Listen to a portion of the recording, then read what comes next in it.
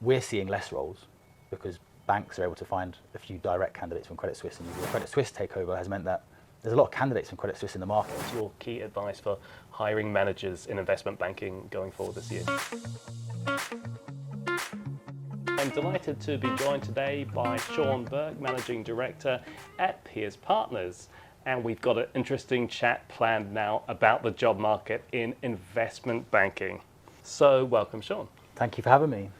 So it's been a tough start to the year for the investment banking industry, both globally and in Europe. Revenues are down for Q1 year on year. Bonuses have fallen across most banks, and we've obviously had the collapse of Silicon Valley Bank and the takeover of Credit Suisse. What's all that mean for the investment banking industry in terms of front office hiring? Yeah, it's a big question, so let me unravel it a little bit. Yes, it's down year on year, but you're comparing it V21 and 22, which were the highest years on record for revenue, both within banks and within the recruitment industry. Now, inflation's gone up, which has led interest rates to increase. So confidence has also been affected. When that happens, people don't tend to want to hire so much into deal teams, M&A, leverage finance. So there's been a reduced amount of hiring, definitely. You also have to remember that because of all the hiring they did in 21 and 22, the deal teams are pretty big. So whereas there would have been a need, they've fixed the issue in 21, 22. That, along with the fact that there's the Credit Suisse takeover, has meant that there's a lot of candidates from Credit Suisse in the market. In addition to that, you've got UBS candidates who are also concerned about their roles. So we're seeing less roles because banks are able to find a few direct candidates from Credit Suisse and UBS on an already reduced amount of hiring. Interesting. Now, given that from what you're saying, the job market has become less candidate-led this year, is this also creating opportunities for some banks, potentially boutiques, for example, to actually hire people they might not otherwise have had the opportunity to hire? Completely. Boutique banks and elite boutiques have a better chance of hiring than the bulge brackets because there's less red tape for them to make decisions. That said, they tend to be pretty focused on one product. So whether that's M&A, again, the market's not great, so they might not want to make those hires. But now's a great opportunity for them to make selective hiring. So what's candidate sentiment like in investment banking right now following the recent turmoil in the banking sector? Are people becoming more reluctant to move, for example? People are still pretty active. There's a huge drive to want to move to the buy side. So if that's M&A, people still want to move to good PE funds who are deploying capital. On the debt side, leverage finance is quiet at the moment. Banks aren't lending, so direct lenders are taking that place.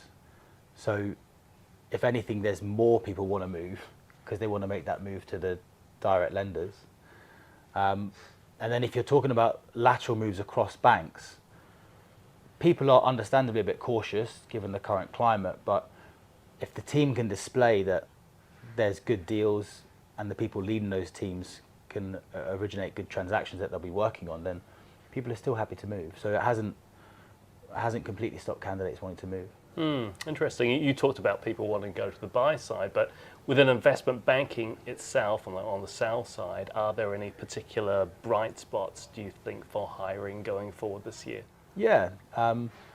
So if I start with the debt part, leverage finance is quiet, but you've got restructuring and debt advisory. Those are two markets that we're seeing a lot of activity. If you move into M&A and you look at the different sectors within energy and renewable energy, and then energy transition, they're very, very buoyant markets, and we're seeing a lot of activity there. And then it's other teams that help support companies when they're being more conscious. Liability management teams, they will look at the balance sheet. They sit between ECM and DCM and look at the balance sheet of companies during tough times. So there's small pockets of growth. Interesting. Given the sort of changing job market that you've been talking about, what's your key advice for hiring managers in investment banking going forward this year? Now's a great time to hire, is the first point. Recruitment in 21 and 22 was pretty frantic because everyone was hiring and just trying to do it in a rush. And there weren't many good candidates around. Whereas now you're counter-cyclical and you're one of a small number of people hiring. So the first point is you can get some really good talent if you get out there.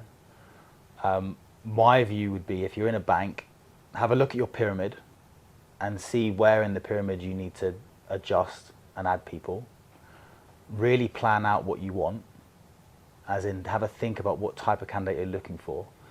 And then if you go to market, you'll be surprised about the quality you can get.